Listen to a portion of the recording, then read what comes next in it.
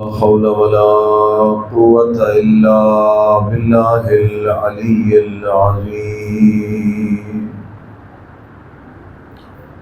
أعوذ بالله من الشيطان اللعين الرجيم. بسم الله الرحمن الرحيم. الحمد لله الذي لا يبلغ مدحته القائلون ولا يحصي نعماءه العادون ولا يؤدي حقه المجتهدون الذي لا يدركه بعد الهمم ولا يناله غوص الفطن. الحمد لله الذي جعلنا من المتمسكين بولاية علي بن أبي طالب عليه السلام.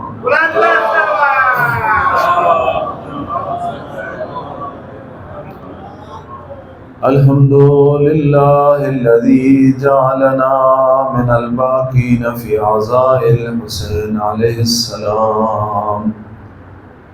والصلاة والسلام على خير خلقه وأشرف بريته الذي سمي في السماء بأحمد وفي الأرضين بأبي القاسم محمد.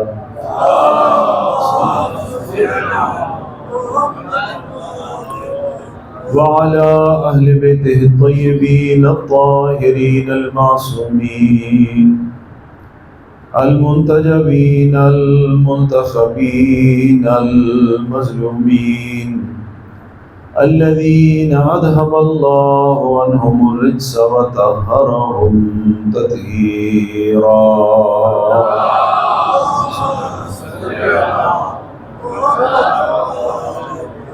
ورحمة الله على محبيهم ومواليهم ولعنة الله على أعدائهم ملعونين من يوم عداوتهم إلى قيام يوم الدين. رب اشرح لي صدري ويسر لي أمري واحلل عقدة من لساني يفقهوا قولي.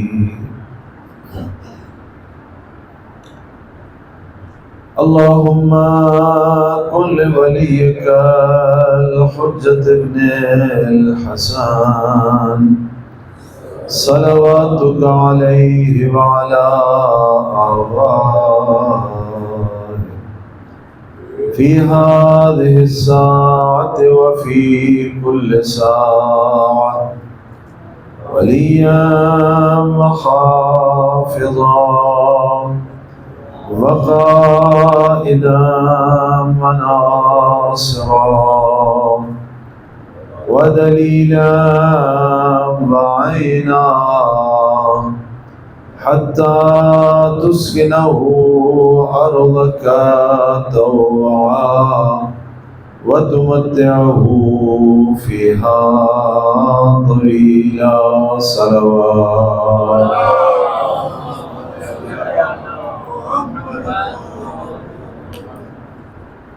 أما بعد فقد قال مولانا الحسين عليه السلام: أما ترون أن الحق لا يعمل به وأن الباطل لا يتناهى عنه. صلوات.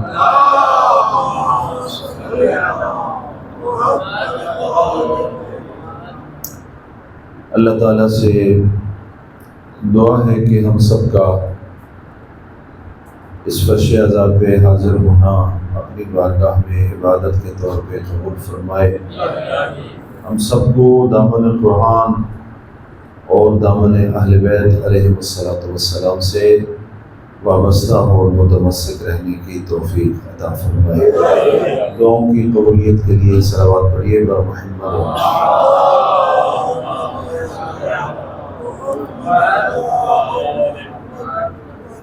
تمہید اور مقدمے کے طور پہ کل کچھ مطالب عرض کیے اور اس کے بعد اپنے موضوع کے حوالے سے کچھ معروضات آپ سرورہ نے گرامی کی خدمت میں پیش کرنے کی سعادت حاصل ہوئی۔ آج بھی کچھ مطالب تمہید اور مقدمے کے طور پہ عرض کروں گا اور اس کے بعد اپنے موضوع سے متعلق کچھ گزارشات پیش کر کے آپ سے دعا چاہوں گا۔ کل عرض ہوا کہ اہل بیت علیہم السلام کا تعارف ایک دفعہ اس تصور کی بنا پر کیا جاتا ہے کہ جو تصور ہم نے قائم کیا ہے۔ ہم نے ایک خاکہ بنایا ہے ذوات مقدسہ معصومین علیہم السلام کا، اور اس خاکے کے مطابق اہل بیت کا تصور اور تعارف ہم دنیا کے سامنے بھی پیش کرتے ہیں۔ یہ تصور جو میں اور آپ قائم کرتے ہیں عین ممکن ہے کہ ویسا ہی ہو جیسے اہل بیت علیہم السلام ہیں، اور ہم کسی حد تک ان کی عظمتوں کا ادراک کر پائیں، اور عین ممکن ہے کہ جزئی یا کلی طور پر کسی مسئلے میں ہم اہل بیت کے بارے میں، ذوات مقدسہ معصومین کے بارے میں ایک ایسا تصور قائم کر لیں کہ جو تصور سراسر ان ذوات مقدسہ کے بارے میں نادرست تصور ہے، صحیح تصور نہیں ہے۔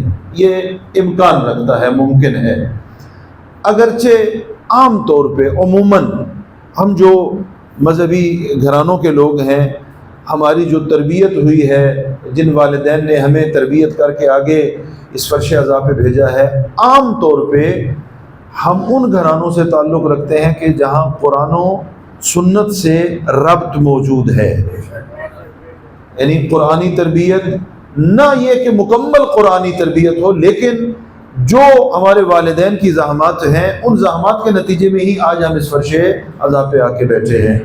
قرآن کا تعلق بھی موجود ہے اور اہل بیت علیہم السلام کا تعلق بھی موجود ہے۔ عموماً ایسا ہے، ہمارے گھرانوں میں ایسا ہی ہوتا ہے، اگرچہ بہتری کی گنجائش بہرکیف موجود ہے۔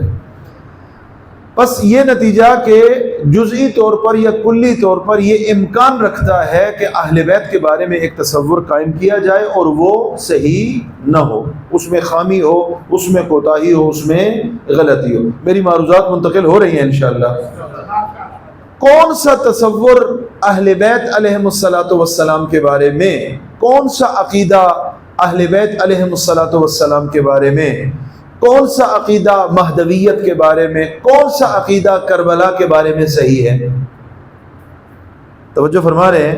یعنی ہم جو بھی عقیدہ بنائیں گے اس میں کہیں نہ کہیں گنجائش موجود ہے، خامی ہے، غلطی ہے، کوتاہی ہے۔ بشر ہونے کے اعتبار سے یہ گنجائش تو بہرکیف موجود ہے۔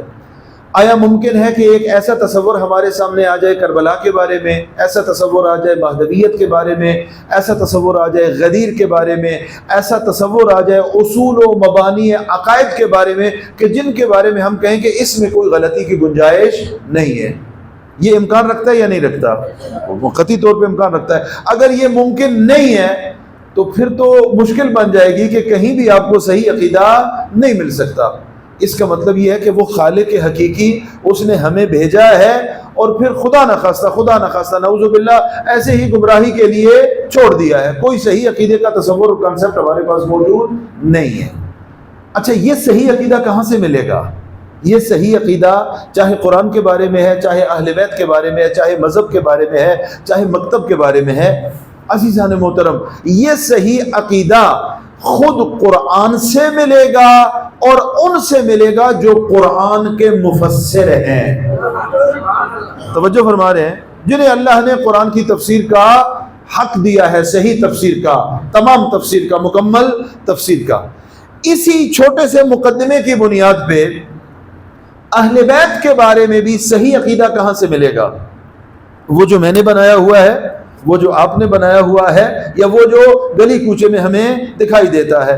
میں ایک جملہ متعدد مرتبہ یہاں پر کہہ چکا ہوں، پھر کہہ دیتا ہوں، صحیح عقیدہ نہ ذاکر سے ملے گا نہ مولوی سے ملے گا۔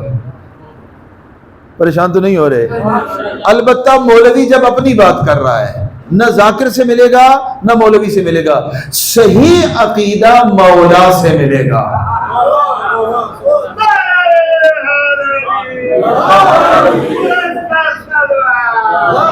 بڑی بات ہے نا جی یہ، یعنی میں میرے سر پہ امامہ ہے، میں تعلق میں کہتا ہوں، میں بڑی ذمہ داری سے کہتا ہوں میری رائے ہے۔ آپ کون ہے بھائی؟ آپ کون ہیں؟ آپ کی رائے کی کیا حیثیت ہے؟ وہ مذہب و وہ مکتب جہاں پیغمبر خاتم کو بھی دین بنانے کا اختیار نہیں ہے، حضرت مولانا آپ کی کیا حیثیت ہے؟ توجہ فرمائیے، پیغمبر کو بھی یہ اختیار نہیں ہے کہ دین بنائیں، دین اللہ بناتا ہے، پیغمبر پہنچاتے ہیں، امام بچاتے ہیں۔ توجہ فرما رہے ہیں؟ خوب اس تمہید کی روشنی میں ہم صحیح عقیدہ کہاں سے لیں گے؟ ذوات مقدسہ معصومین علیہم الصلوۃ والسلام۔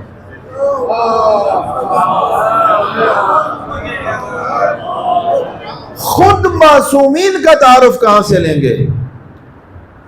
خود معصومین کا تعارف بھی معصومین سے لیں گے۔ وہ خود اپنے بارے میں کیا فرماتے ہیں؟ وہ حجت الہی ہیں، وہ حجت خدا ہیں، ان کی روشنی میں۔ اچھا، کل کی جو گفتگو کا ابتدائی حصہ تھا اس میں نے یہ عرض کیا تھا کہ اہل بیت اور معصومین اور نظریہ امامت کی جامع تفسیر اگر کہیں پر دیکھنی ہے تو معصوم سے نقل ہونے والے کلام میں دیکھیں، اور معصوم سے نقل ہونے والا کلام کیا ہے؟ زیارت جامعہ کبیرہ۔ یہ کل آپ کی خدمت میں عرض کیا، 283 جملوں پر مشتمل ہے، اور پھر اس کے آخری حصے سے ایک اقتباس عرض کیا۔ ابھی میں اس کا تکرار نہیں کروں گا چونکہ مجھے آگے بڑھنا ہے، تکرار نہیں کر رہا۔ اسی سے ربط دیتے ہوئے اب ایک سوال آپ کی خدمت میں رکھ رہا ہوں۔ بچے، عزیز نوجوان، بزرگوں سے دعا چاہتا ہوں، بیٹیاں جو بیٹھی ہیں پردے میں وہ توجہ فرمائیں۔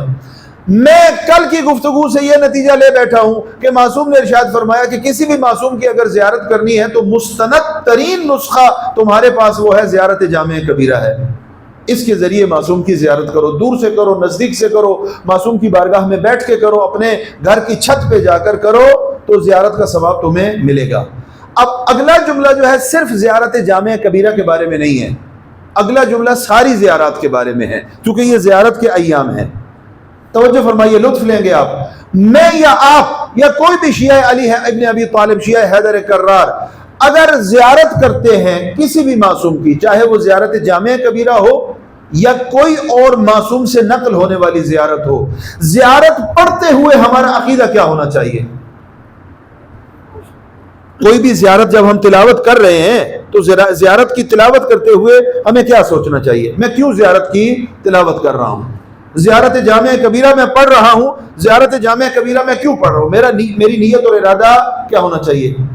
آتا ہے نا سوال ذہن میں؟ یہ نہیں آتا، ہمارے ذہن میں سوال نہیں آتا تو آنا چاہیے۔ زیارت جامع کبیرہ پڑھ رہا ہوں مثلا، یا دیگر زیارات پڑھ رہا ہوں، کس نیت سے پڑھ رہا ہوں؟ تین احتمال ہیں، تین چیزیں میرے ذہن میں ہونی چاہیے یا ہو سکتی ہیں۔ ایک، میں زیارت جامع کبیرہ پڑھ رہا ہوں ثواب کے لیے، میں زیارت عاشورہ پڑھ رہا ہوں ثواب کے لیے، میں زیارت مولا امام حسین علیہ الصلوۃ والسلام پڑھ رہا ہوں ثواب کے لیے۔ خوب، یہ نیت میری درست ہے یا غلط ہے؟ درست ہے، بالکل درست ہے۔ اگر ان کے ذکر سے ثواب نہیں لیں گے تو کہاں سے لیں گے؟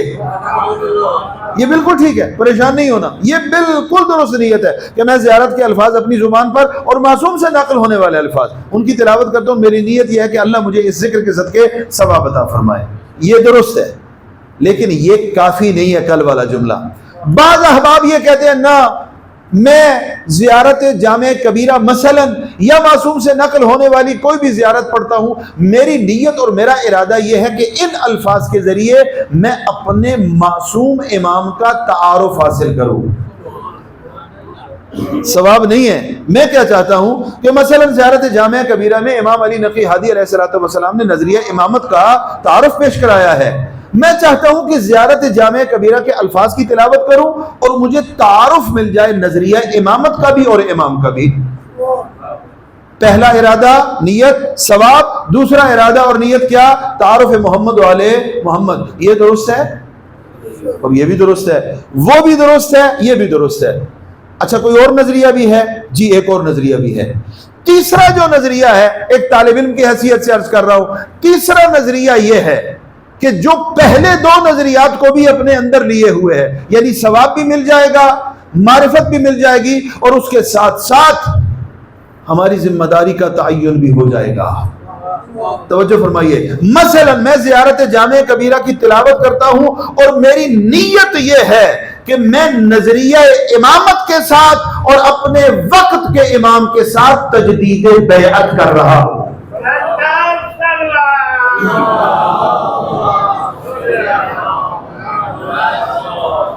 توجہ فرما رہے ہیں. زیارت جامع کبیرہ پڑھ رہا ہوں, نیت کیا ہے؟ تجدید بیعت. میں تجدید بیعت کر رہا ہوں, اپنے وقت کے امام کی تجدید, نظریہ امامت کی تجدید. اچھا یہ نظریہ کیسا ہے؟ پسندیدہ ہے یا نہیں؟ اب اس میں ثواب بھی ہے, اس میں تعارف بھی ہے, اور اس میں اپنی ذمہ داریوں کا تعین بھی ہے. کربلا یہی چاہتی ہے. توجہ فرمائیے. صرف تذکرہ کربلا کافی نہیں ہے.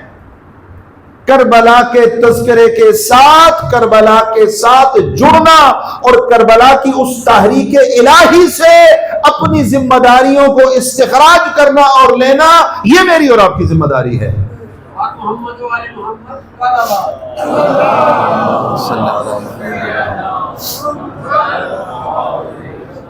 اچھا یہ زیارت جامع کبیرہ سے تھوڑا باہر چلتے ہیں, تھوڑا باہر لے کے جاتا ہوں اپنی اس بات کی وضاحت کے لیے, اور انشاءاللہ لطف لیں گے.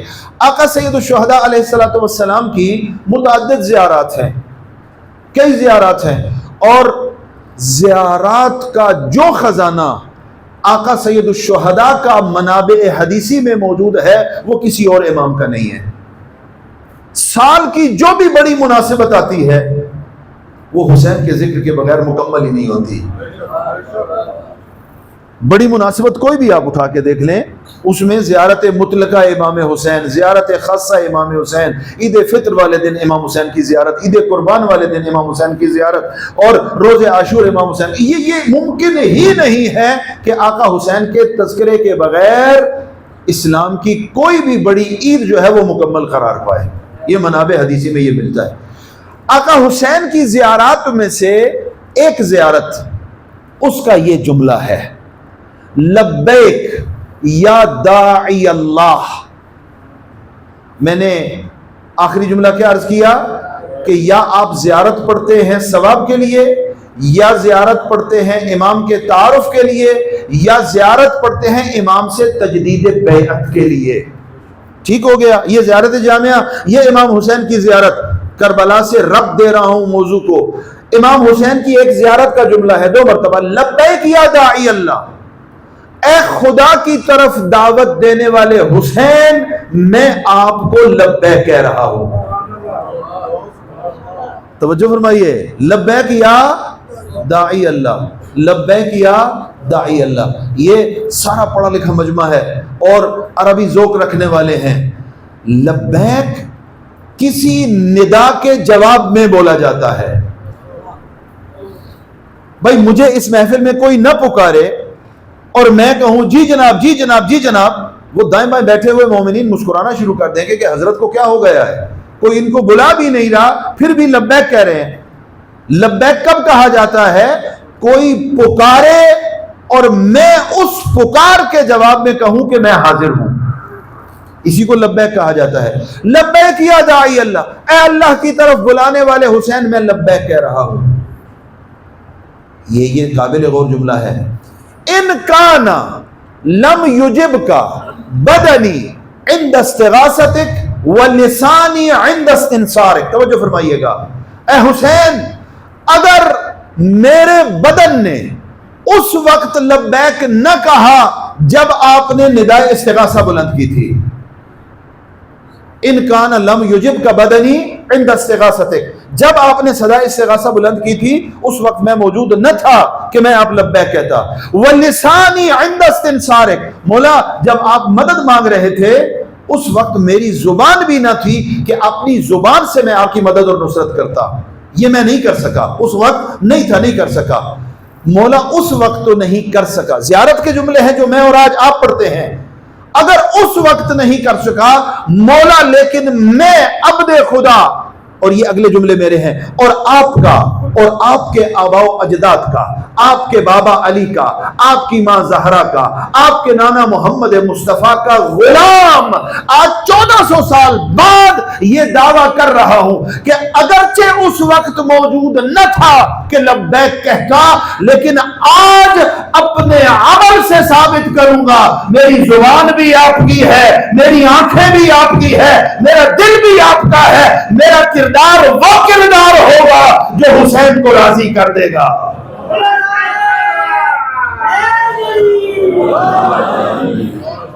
توجہ فرمائیے، یہ زیارت کے امام حسین علیہ السلام کی زیارت کے جملے ہیں، اور زیارت میں ہم یہ دعویٰ کر رہے ہیں کہ مولا ہم اس وقت نہ تھے کہ آپ کی ندائے استغاثہ پہ لبیک کہتے، ہماری زبان آپ کی مدد کے لیے کچھ الفاظ اپنی زبان سے ہم ادا کرتے، لیکن آج یہ وعدہ کرتے ہیں 1400 سال بعد کہ ہماری زبان بھی آپ کی ہے، ہماری آنکھیں بھی آپ کی ہے، ہمارے کان بھی آپ کے ہیں، اور ہمارے عمل کا ہر حصہ آپ کی اس ندائے استغاثہ پر 1400 سال بعد لبیک کہنے کے لیے تیار بیٹھا ہوا ہے۔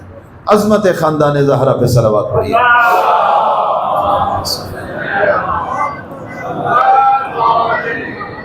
دعا کرتے ہیں کہ اللہ رب العزت ہمیں حقیقی معنوں میں اس صدائے استغاثہ پر لبیک کہنے والوں میں سے قرار دے، حقیقی معنوں میں حسین مولا کی صدائے استغاثہ پر۔ اور یاد رکھیں یہ آسان بھی ہے اور مشکل بھی ہے۔ آسان اس طرح ہے کہ اگر خود آقا حسین علیہ السلام کی سیرت کا مطالعہ کیا جائے، آقا کے خطبات کا مطالعہ کیا جائے، آقا کی زبان سے نکلنے والے جملوں کا مطالعہ کیا جائے، تو میرا اور آپ کا کردار متعین ہو جائے گا کہ 1400 سال بعد ہم نے کیا کرنا ہے۔ وہاں تاریخ میں سارے کردار موجود ہیں، انفرادی طور پہ بھی آقا نے بلایا، دعوت دی، اور ملأ عام میں، مجمع میں، لشکر اعداء کے سامنے کھڑے ہو کر بھی بلایا اور دعوت دی، اور دعوت دینے کے نتیجے میں کچھ نے لبیک کہا اور کچھ نے لبیک نہیں کہا، بلکہ رائے حق و حقیقت سے دور ہو گئے۔ وہ کربلا کا اگر مطالعہ کیا جائے تو ہمارے آج کے کردار کا تعین وہی کربلا کر دے گی، اور سیرت مولا امام حسین علیہ السلام ہمارے سامنے کھل کر آئے گی، اور کردار بھی ہمارا متعین ہو جائے گا۔ میں 2-3 واقعات آپ کی خدمت میں عرض کرتا ہوں۔ کل میں نے جملہ عرض کیا آقا کا، سید الشہداء علیہ السلام کا۔ آقا نے فرمایا کہ اما ترون ان الحق لا يعمل به وان الباطل لا يتناهى عنه، اور پھر کہیں پر فرمایا کیا تم نہیں دیکھتے کہ سنت کو نابود اور برباد کیا جا رہا ہے اور بدعتوں کو رواج دیا جا رہا ہے۔ توجہ فرمائیں، بدعتوں کو رواج دیا جا رہا ہے، سنتوں کو پائمال کیا جا رہا ہے۔ میرا مخاطب براہ راست جوان اور بچے اور عزیز ہیں، بزرگوں سے دعا چاہوں گا، کبھی ہم نے غور کیا کہ وہ کون سی سنتیں تھی کہ جنہیں پامال کیا جا رہا تھا، اور وہ کون سی بدعتیں تھی جنہیں رواج دیا جا رہا تھا؟ لبیک یا حسین کا نعرہ تو ہم لگاتے ہیں، لیکن اس لبیک یا حسین کے نعرے میں ہمارے کردار کے لیے کیا سبق ہے اور ہم کتنے پابند ہو جاتے ہیں، اس کی طرف ہم غور کرنے کو تیار نہیں ہیں۔ میں سوال کی صورت میں آپ کے سامنے رکھ رہا ہوں، یہ گوگل میں سرچ کر لیں، یہ چیٹ جی پی ٹی آج کل آپ کے پاس موجود ہے، اس میں جا کے سرچ کر لیں۔ یہ آرٹیفیشل انٹیلیجنس نے آج کل بہت سے معاملات کو بظاہر آسان کر دیا ہے، میں بظاہر عمدن بول رہا ہوں، بظاہر آسان کر دیا ہے، لیکن حقیقت میں آسان ہو رہا ہے یا مشکل بنے گی، یہ اپنی جگہ غور طلب ہے۔ یہ گوگل میں دیکھ لیں وہ کون سے اعمال تھے جن کے مقابلے میں حسین نے تحریک کا آغاز کیا۔ سنت کو نابود کیا جا رہا ہے اور بدعتوں کو رواج دیا جا رہا ہے۔ آپ سے سوال ہے، وہ کون سی بدعتیں تھیں جن کو رواج دیا جا رہا تھا؟ وہ بدعتیں ہمارے سامنے ہونی چاہیے یا نہیں ہونی چاہیے؟ یہ موضوعات زیر بحث آنے چاہیے۔ ایک بدعت پیغمبر خاتم صلی اللہ علیہ وآلہ وسلم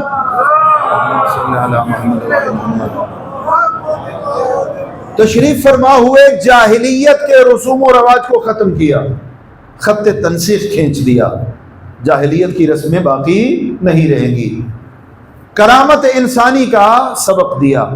جاہلیت میں ایک کام یہ کیا جاتا تھا کہ قبیلے کی بنیاد پہ تفاخر کیا جاتا تھا۔ قبیلہ، میرا اتنا بڑا قبیلہ ہے، میں فلاں قبیلے سے تعلق رکھتا ہوں، میرے قبیلے کی تعداد اتنی زیادہ ہے، توجہ فرمائیے گا، میرے قبیلے کی تعداد اتنی زیادہ ہے۔ آپ یہ تاریخ جاہلیت کا مشاہدہ فرمائیں کہ جب وہ کمپیریزن کرتے تھے اور تقابل کرتے تھے، اگر قبیلہ بڑا ہے اور افراد کی تعداد کے اعتبار سے وہ بالکل ایک جیسے ہیں، تو پھر وہ جا کر دیکھتے تھے کس کی قبروں کی تعداد زیادہ ہے۔ جس قبیلے کی قبروں کی تعداد زیادہ ہے وہ کہتے تھے کہ ہمارے جنگوں میں اتنے مرے ہوئے ہیں، لہذا ہمارا قبیلہ تم سے کیا رکھتا ہے؟ تفوق اور برتری رکھتا ہے۔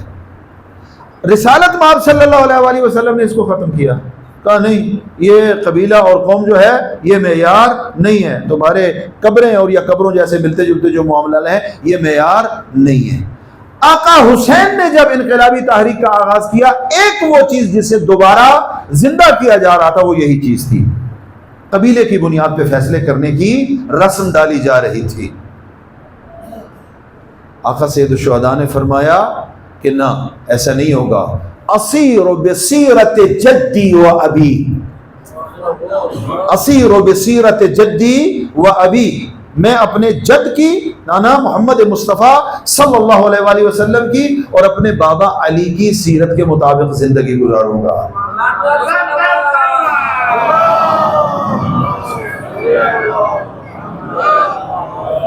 جو کردار میرے نانا نے پیش کیا، جو کردار میرے بابا علی مرتضی، میں اس کے مطابق زندگی یہاں میں ایک اور جملہ عرض کر دوں، یہ شبہے کا جواب ہے۔ کربلا کی تاریخ کا مطالعہ کرتے ہوئے ایک شبہ اٹھایا جاتا ہے کہ آقا حسن مجتبی علیہ السلام بھی اسی علی و زہرا کے بیٹے تھے اور مولا حسین بھی اسی علی و زہرا علیہ السلام کے فرزند تھے۔ اس الہی تحریک پر انگشت نمائی کرنے کی کوشش کی جاتی ہے۔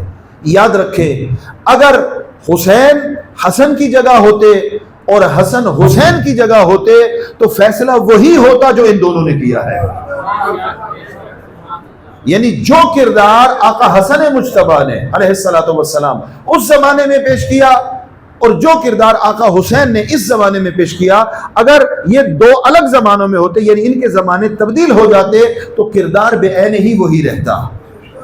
اور اس کی تائید کے لیے میں آپ کو ایک جملہ اور دیتا ہوں، جب تک مولا امام حسن مجتبی زندہ رہے، جب تک مولا امام حسن مجتبی زندہ رہے، آپ نہیں دکھا سکتے کہ حسن کی موجودگی میں حسین نے فتویٰ دیا ہو۔ کیا یہ علی و زہرا کے فرزند نہیں ہے؟ کیا یہ مسئلے سے عالم نہیں ہے؟ کیا مسئلہ ان کے علم میں نہیں ہے؟ نہ، ان کے علم میں ہے، ہمیں نظام امامت کی سمجھ نہیں ہے، ہمیں نظام امامت کی سمجھ نہیں ہے۔ یہ نظام امامت کا تقاضا ہے، جب حجت خدا موجود ہے، جو اس وقت کی حجت خدا ہے، سب پر اس کی اطاعت واجب ہے اگرچہ حسین کیوں نہ ہو۔ لہذا جب تک آقا حسین موجود رہے، جب تک آقا حسن مجتبی موجود رہے، مولا امام حسین علیہ السلام کی زبان سے آپ کو اس قسم کا جملہ نہیں۔ اور اس کے بعد بھی جب تک مولا امام حسن مجتبی کے ہاتھوں لکھے ہوئے صلح نامے کی ظاہری طور پر سے ہی پاسداری کی جاتی رہی، آقا حسین نے اقدام نہیں فرمایا۔ اس حد تک نظام امامت کی حفاظت کی ہے مولا امام حسین شہید کربلا نے۔ جب وہاں سے مخالفت شروع ہوئی اور نظام امامت نے اس وقت اپنا الہی فریضہ اور اس کے مطابق جو ہے۔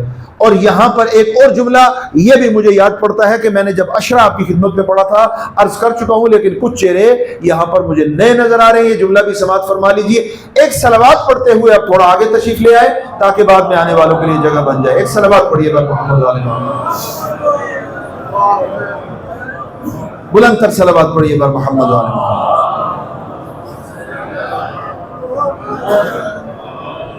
ایک دفعہ پھر بلند تر صلوات پڑھیے بر محمد علیہ محمد۔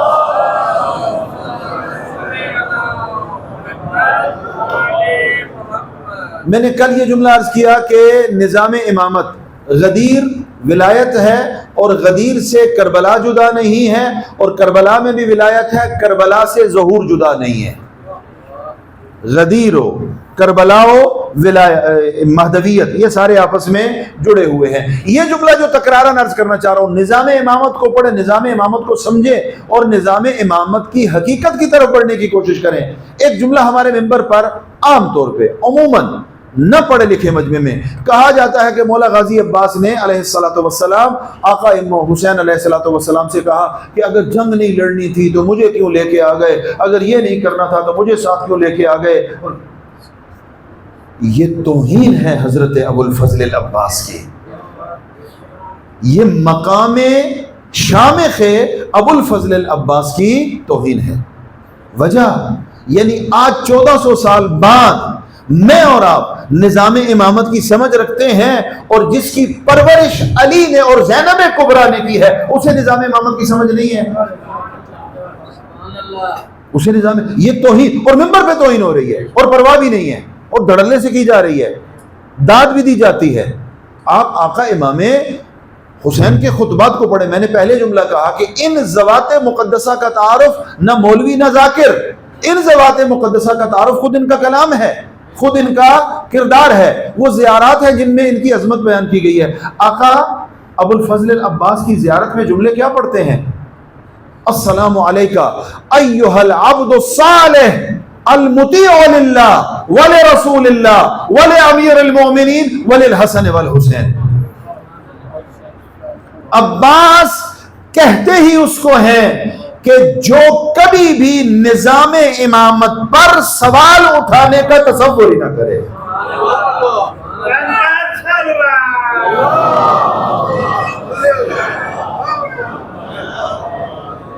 نظام امامت پر انگوش نمائی معمولی بات ہے بابا، ہم الہی نظام کے، ہمارا عقیدہ یہ ہے کہ امامت الہی نظام ہے، ولایت الہی نظام ہے، لہذا یہ جملہ بچے اور نوجوان لے کے چلے جائیں۔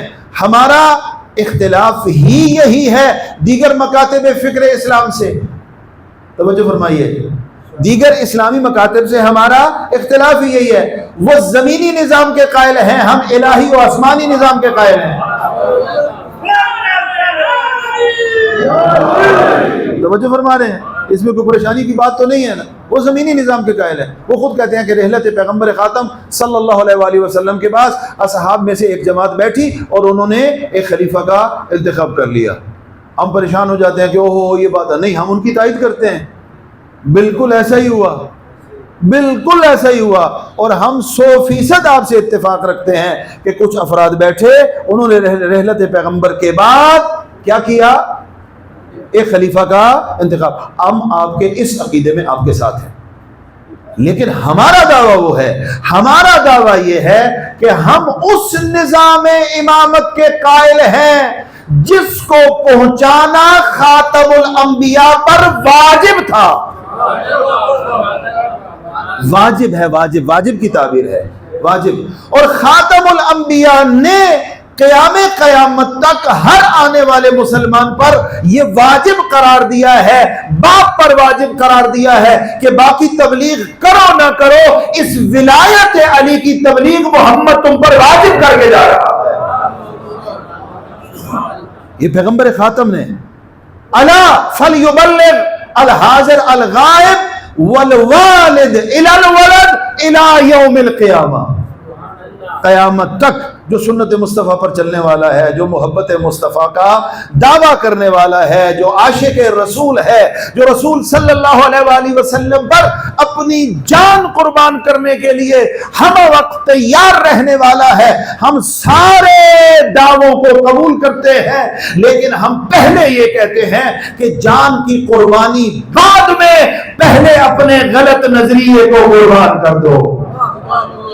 حکم خدا کی، حکم رسالت میں آپ صلی اللہ علیہ وآلہ وسلم کی پاسداری کرتے ہوئے اگر کسی کا عقیدہ غلط ہے تو وہ اپنے غلط عقیدے کو قربان کرے اور صحیح عقیدے پہ آ جائے۔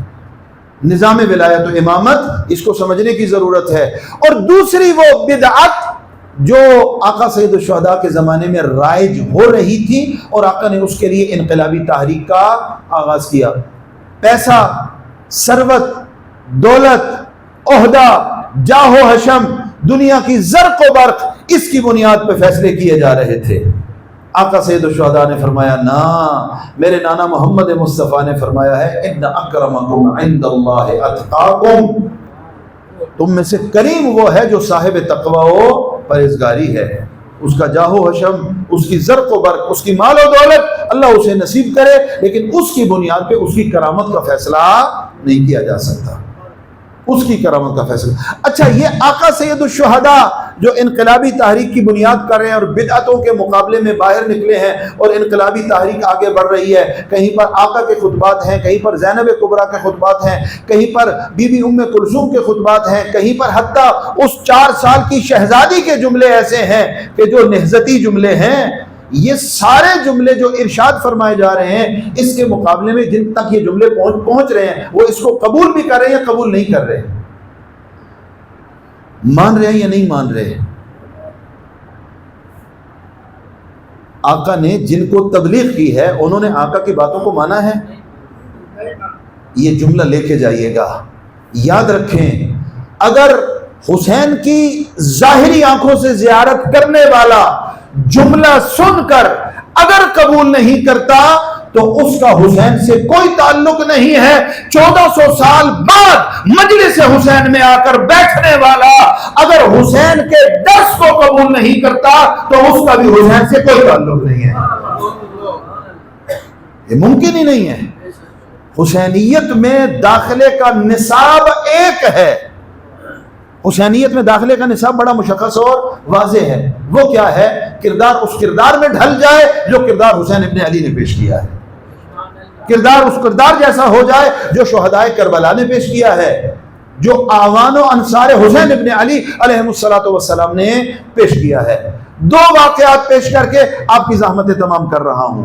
میں نے یہ نام میں نہیں لیتا تھا لیکن ابھی نام لیا کرتا ہوں، عبداللہ ابن عمر اور عبداللہ ابن مطیع، یہ 2 روایتیں ہیں، 2 شخص ہیں، یہ آقا سید الشہداء سے آ کے ملتے ہیں، آقا تبلیغ فرماتے ہیں، آقا پیغام دیتے ہیں، کہتے ہیں کہ میں دین کے لیے نکلا ہوں، میں رسول کے دین کے لیے، اللہ کے پیغام کے لیے، اور آقا کے جملے ہیں، آقا فرما رہے ہیں اہدیکم سبیل الرشاد، آؤ میری اطاعت کرو، اس لیے کہ اس وقت ہدایت کا راستہ منحصر ہے اس راستے میں جو حسین ابن علی کا راستہ ہے۔ یہ آقا کا جملہ ہے، میری اطاعت کرو اس لیے کہ اس کائنات عالم میں اس وقت اگر کوئی ہدایت کے راستے پہ تمہیں رہنمائی کر سکتا ہے حسین کے علاوہ کوئی نہیں ہے، وہ حسین ہے جو ہدایت کے راستے پہ لے کے جائے گا۔ آقا نے بلایا، آقا نے دعوت دی، یہ جو 2 افراد کے نام لیے میں نے، ایک صاحب سے کہا کہ کیا پروگرام ہے، کیا پروگرام ہے؟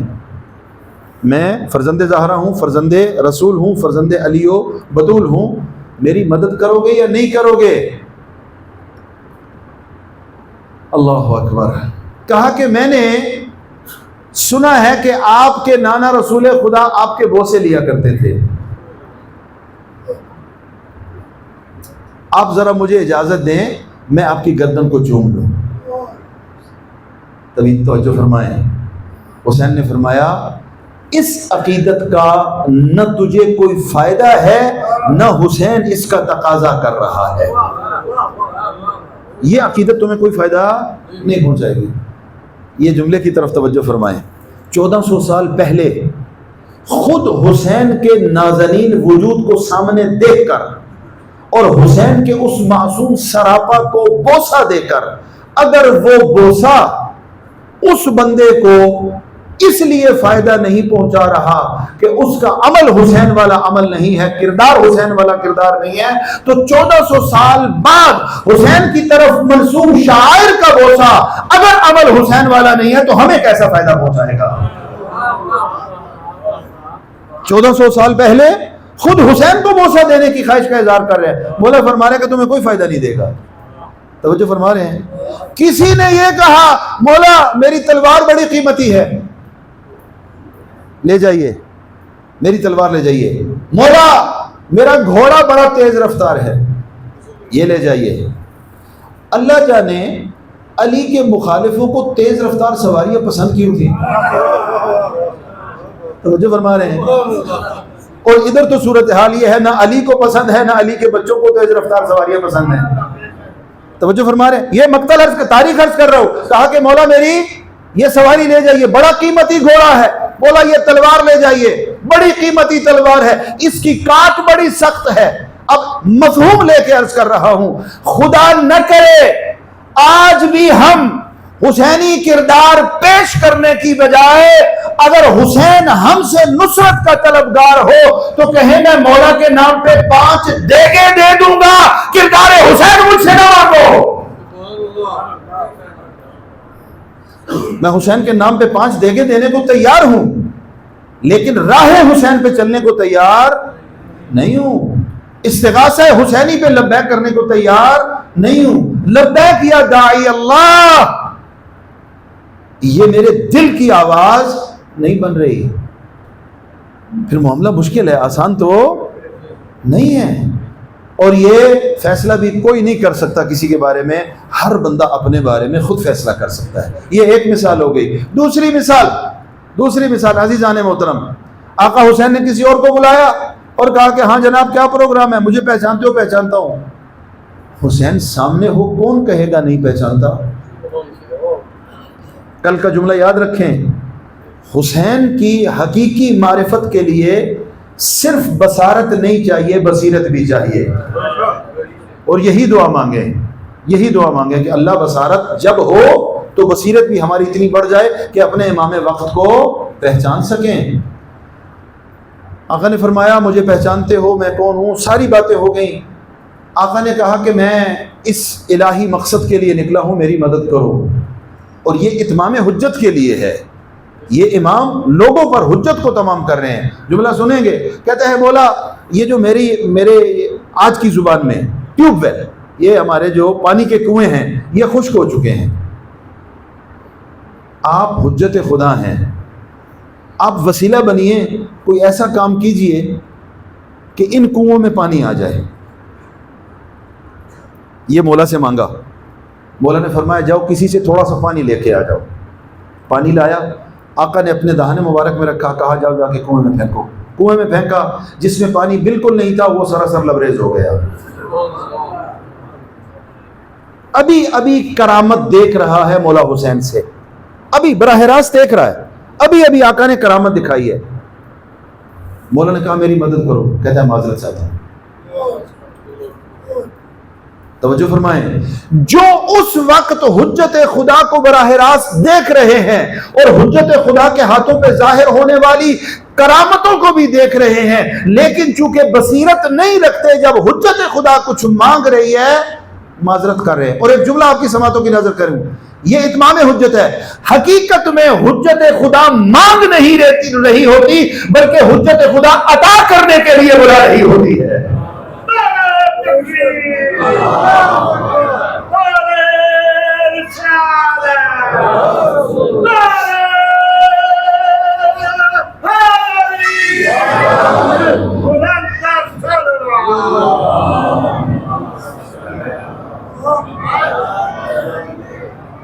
ضروری ہے، بصیرت ضروری ہے، معرفت ضروری ہے، نظام ولایت کا تعارف ضروری ہے. کربلا کے اس سفر عشق سے جو آقا حسین نے جس کی بنیاد ڈالی، اس سے اپنے آج کے لیے سبق لینے کی ضرورت ہے. اگر میں وہاں پہ ہوتا میں کیا کرتا؟ یہ سوال تو ہم سب کرتے ہیں. میں وہاں پہ ہوتا یا لیتنی کنت معکم فافوز معکم فوزا عظیما، یہ تو کرتے ہیں نا. آج کیا کربلا وہاں پر رک گئی ہے یا کربلا بڑھ رہی ہے آگے؟ پیغام کربلا رک گیا ہے؟ نہیں، آگے بڑھ رہا ہے. اچھا، اگر حسینی کردار آگے بڑھ رہا ہے تو یزید کے گماشتے بھی آگے بڑھ رہے ہیں یا نہیں بڑھ رہے ہیں؟ یزیدی پیغام بھی آگے چل رہا ہے یا نہیں چل رہا؟ اگر کردار حسینی کی نورانیت آگے جا رہی ہے اور یزیدی کردار کی تاریکی بھی آگے بڑھ رہی ہے، تو میں جو دعویٰ کر رہا ہوں کہ یا لیتنی کنت معکم فافوز معکم فوزا عظیما، آج کی یہ کربلا مجھ سے کیا تقاضا کر رہی ہے؟ کربلا کہاں پر ہے؟ تعین کیا ہے؟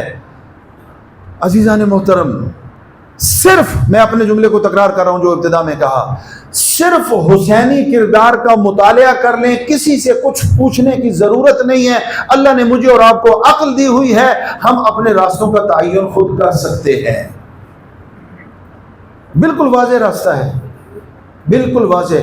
اور واضح کیوں نہ ہو، اس راستے کو بقا ملی ہے اللہ کی مشیت سے اور محمد و آل محمد کی قربانیوں سے۔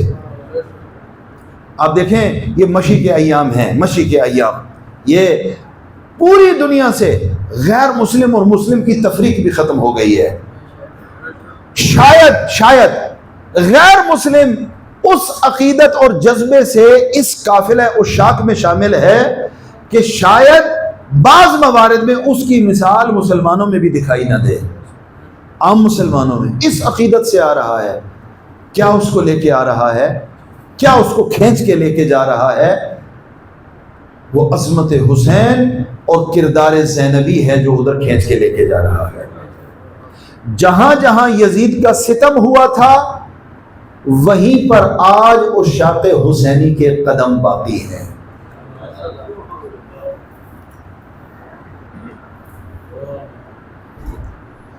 اللہ اکبر۔ اللہ سے دعا ہے ہمیں معرفت کربلا عطا فرمائے، ہمیں اپنی ذمہ داریوں کو سمجھنے کی توفیق عطا فرمائے، ہمیں اپنی ذمہ داریوں پر عمل پیرا ہونے کی توفیق عطا فرمائے۔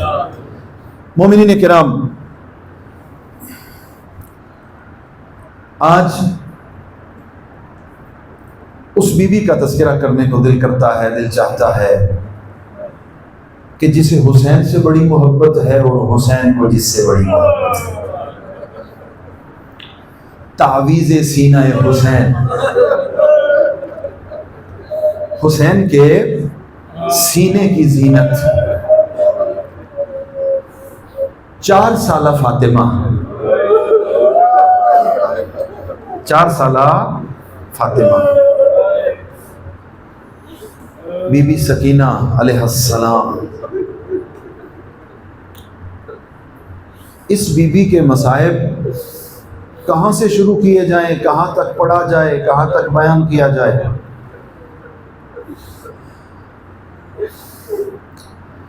وقت رخصت، کل میں نے عرض کیا کہ ذوالجناح کی ٹانگوں سے لپٹی ہیں شہزادی۔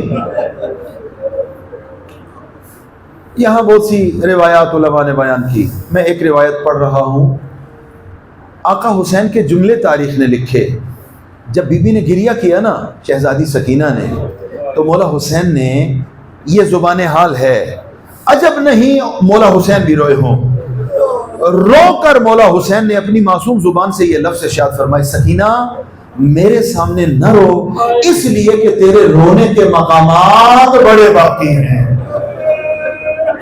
یہ باقاعدہ آقا حسین کے جملے ہیں، روکا ہے شہزادی سکینہ کو، بابا کے سامنے گریہ نہ کرو اس لیے کہ تیری رونے کی منزلیں بڑی باقی ہیں۔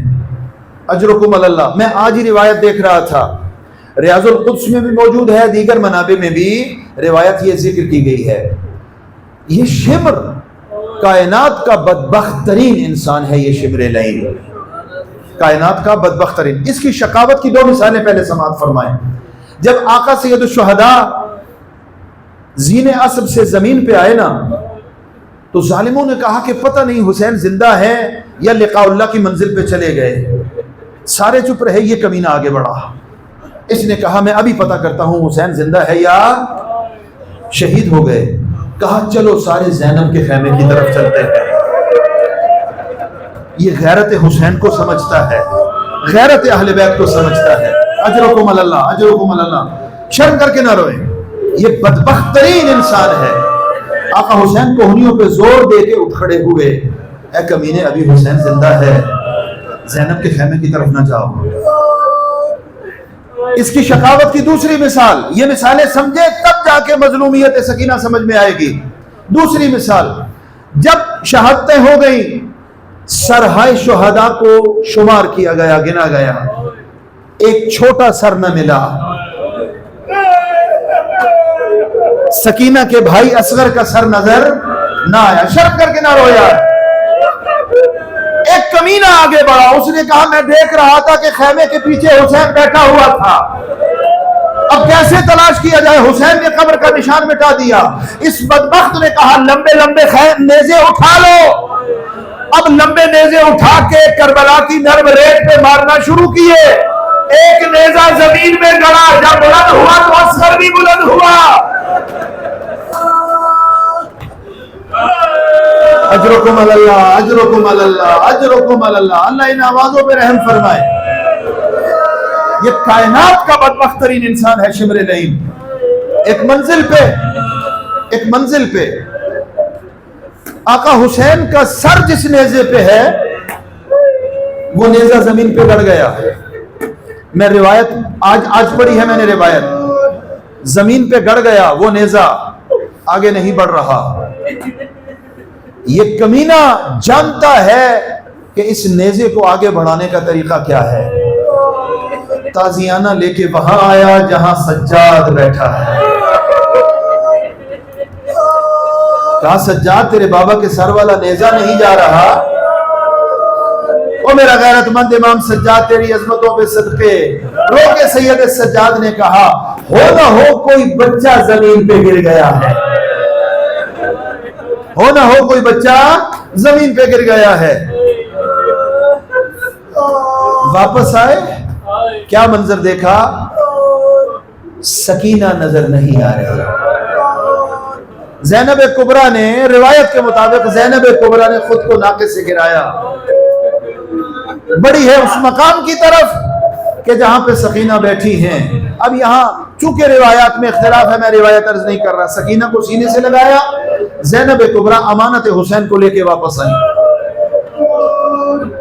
شمر کی خیانت اور شمر کی بدبختی کو سماعت فرمائیے۔ زینب کبریٰ نے کہا شمر یہ چھوٹی بچی ہے، اسے میں اپنے ساتھ بٹھاتی ہوں، یہ ناقے سے گر جاتی ہے۔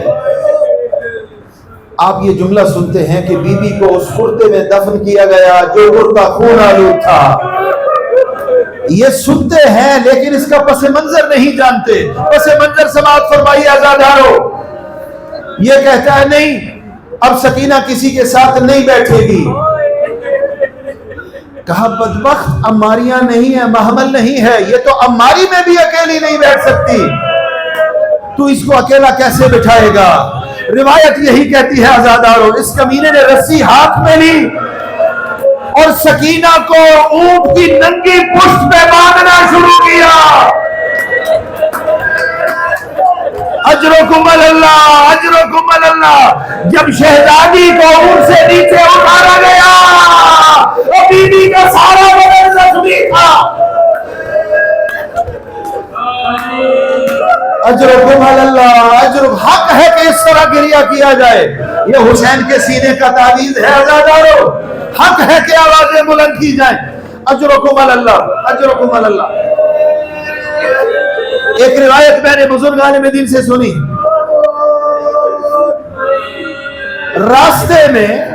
راستے میں کبھی بھیا سجاد کے پاس بیٹھ جاتی ہیں اور بھیا سجاد کو کہتی ہے سجاد تیرے پاؤں زخمی ہو چکے ہیں بھیا تیرے زخمی پاؤں میں کانٹے ہیں بھیا تجھ سے چلنا مشکل اور دشوار ہو رہا ہے، بھیا مجھے اجازت دے میں تیرے پاؤں سے کانٹوں کو نکال دوں۔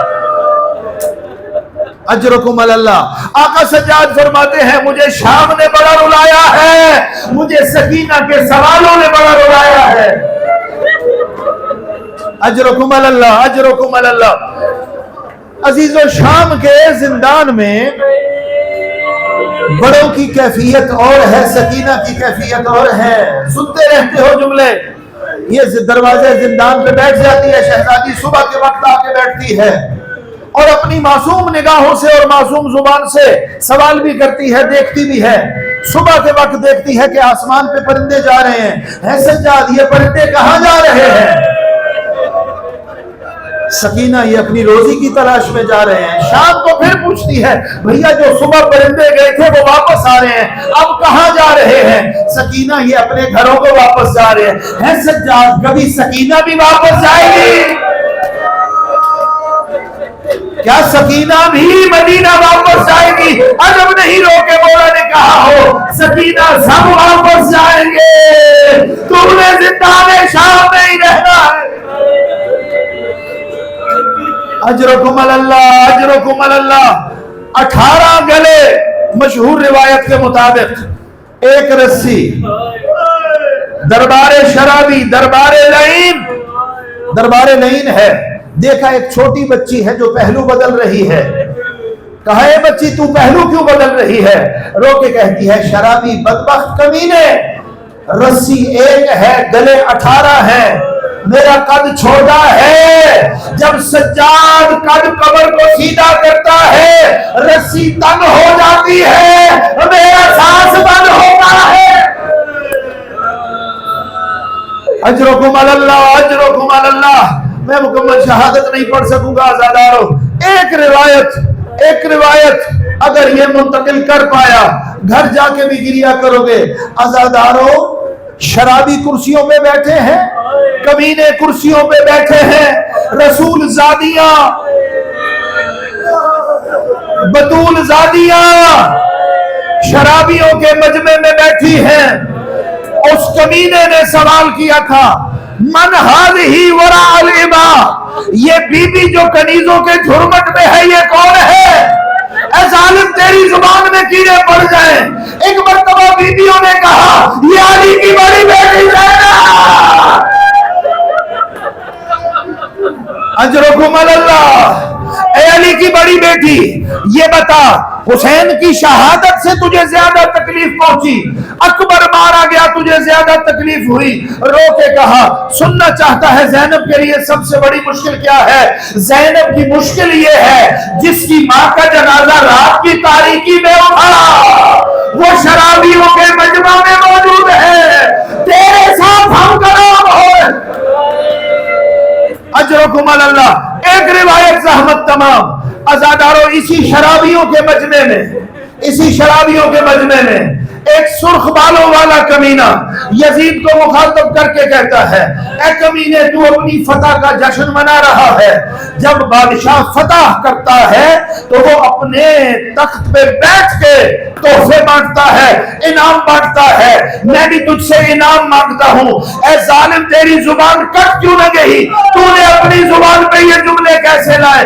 یزید نے کہا کیا مانگتا ہے؟ کہا وہ چھوٹی بیٹی مجھے کنیزی میں دے دے۔ سکینہ تڑپ گئی، بھاگی، پھوپھی تماچے بھی مجھے، کنیز بھی مجھے بنایا۔ الا لعنت اللہ علی القوم الظالمین وسيعلم الذين ظلموا أي منقلب ينقلبون۔ انا للہ و انا الیہ راجعون۔ ماتم حسین